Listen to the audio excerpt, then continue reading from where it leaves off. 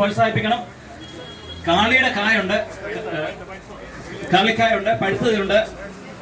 ആരും മേടിച്ചില്ല, ഞാൻ 1 കിലോ മേടിച്ചോണ്ടു. 70 മേടിക്കാൻ നോക്കുക. വെട്ടുചേമ്പും ഒക്കെ ഉണ്ട്, കാച്ചിലൊക്കെ ഉണ്ട്. നോക്കി, കാച്ചിൽ കിളിച്ച കാച്ചിലൊക്കെ ഉണ്ട്. ജസ്റ്റ് കുറച്ച് ഇവിടുന്ന് ഒരു 5 കിലോ ചാണകപ്പൊടിയും കൂടെ മേടിച്ചോണ്ട് പോയി.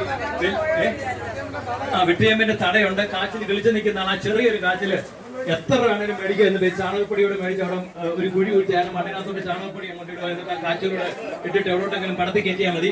പടത്തി കയറ്റുമ്പോൾ തീർച്ചയായിട്ടും അതാ പറഞ്ഞത്, നല്ല മുട്ട കാച്ചിൽ നമുക്ക് കിട്ടുന്നതായിരിക്കും. അതേപോലെ തന്നെ മുട്ട തൊട്ടിപ്പുറത്തിരിപ്പുണ്ട്. അത് തന്നെ ശ്രദ്ധിക്കേണ്ടത്.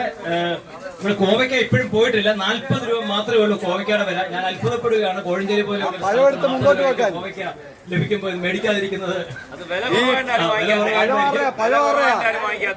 കോവയ്ക്കയുടെ ആളെന്തി, കോവയ്ക്കയുടെ ആളെന്തി, കോവയ്ക്കയുടെ ആളുണ്ട്.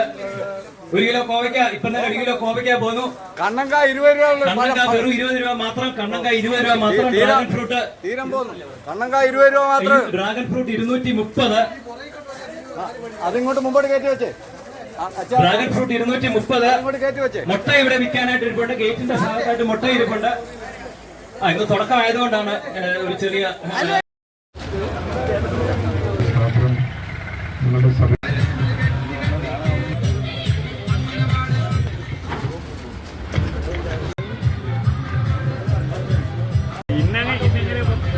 അത് കുഴപ്പമില്ല.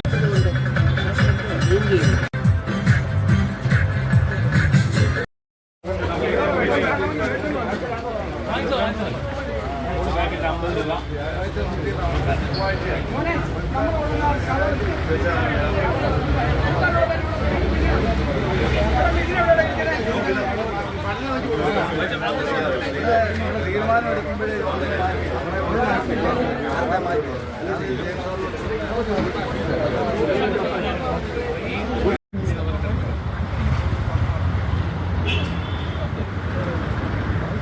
നന്ദി പ്രകാശിപ്പിക്കും. ആരോൺ